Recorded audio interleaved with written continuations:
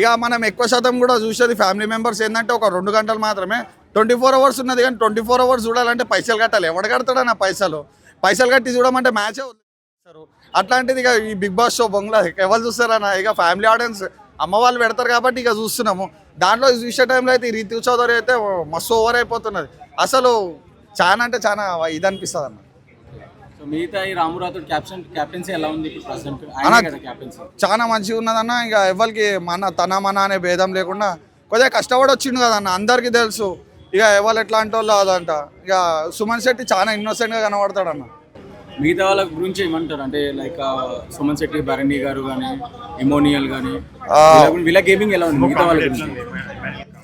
Emmanuel comedy అన్న ఏదో అంత ఆఫ్ స్క్రీన్లో ఏం లేదన్న, అంత డల్ ఏదో షో ముంగట ఉన్నట్టున్నది కానీ ఆఫ్ స్క్రీన్లో అంత ఏం లేదు, ఏదో జస్ట్ నార్మల్. ఇక కొద్దిగా అంత ఎంటర్టైన్మెంట్ అనిపించేది అంటే ముందటి నుంచి సుమన్ శెట్టి మస్తు అనిపిస్తుంది.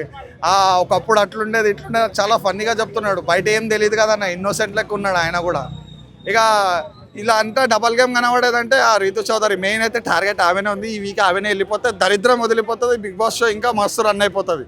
ముందే చెప్తున్నా, ఎందుకు పోయి అవసరం లేదు బిగ్ బాస్. అసలు ఆ రితు చౌదరిని డిలీట్ చేసి పడతప్పండి.